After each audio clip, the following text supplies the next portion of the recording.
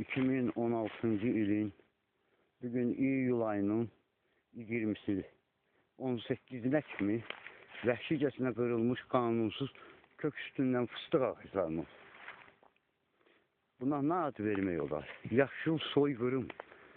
Baxın, bizim sağlam ağaclarımız ayaq sıqalanın vəhşicəsinə baş hissələri qırılmışdır. Baxın, bura İsbirxanalıq yolunun sağ hissəsində yerləşən 7-ci dolaydı.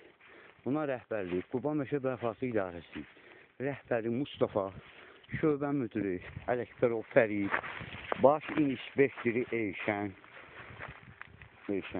vəzifələrindən sui-istifadə edərək Ekologiya Tibbi Sərvətlər Nazirliyi 4 nümayəndəsi burada ola dövlətin əmlakı talanır.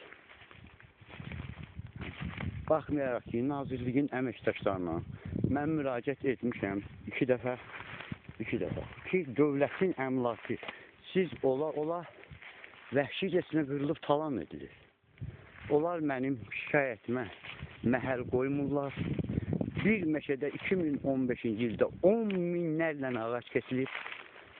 Nazirliyin nümayəndələri təcrübəsi olmadığına görə, meşələrə bələd olmadığına görə onlara aparıb öz az qırdığı məsafəni meşə masifini yoxlatırlar. 100-150 ağac çıxartırlar. Baxın, qalan 10 minlərlə, 8 minlərlə ağaclar kimin ayağına yazılacaq?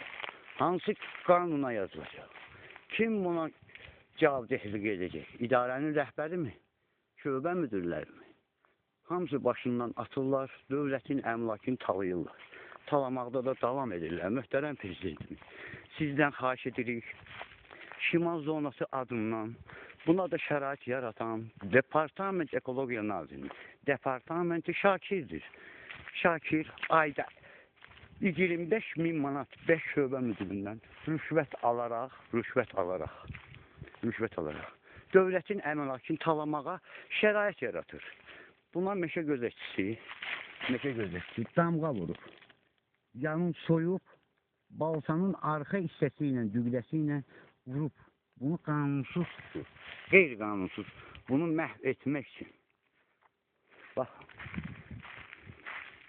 minlərlə, 10 minlərlə ağac kök üstündən vəhşicəsinə qırılıb talan edilir.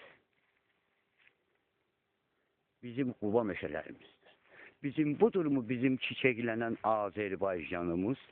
Budurmu bizim ətraf mütütün qorunması? Kimə müraciət edək? Kimdən kömək istəyək? Möhtərəm prezident. Göydə Allahımızı deyirik, yerdə sizi xahiş edirik sizdən bir dayı kimi, Şimal zonası adından. Köməklik edin. Sərvətimiz talandı, vəzifələrindən sui-istifadə edir. Milyonlar qazanırlar. Dövlətin əmlakını talayırlar. Baxın, bir qıraqdan bir dənə də sağlam ağac kök üstündə qalmıyor.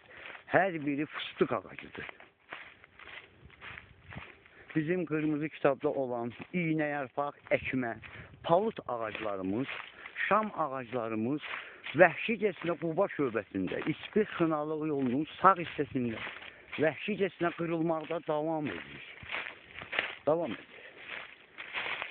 Bax, nədir bunun günahı?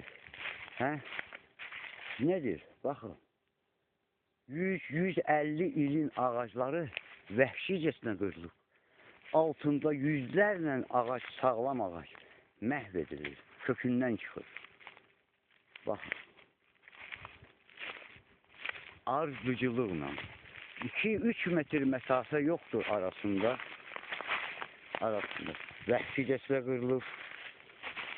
Hara gedir bunun vəsaiti? Azərbaycanın büdcəsinə, yoxsa şəxsi məmurların villalarına?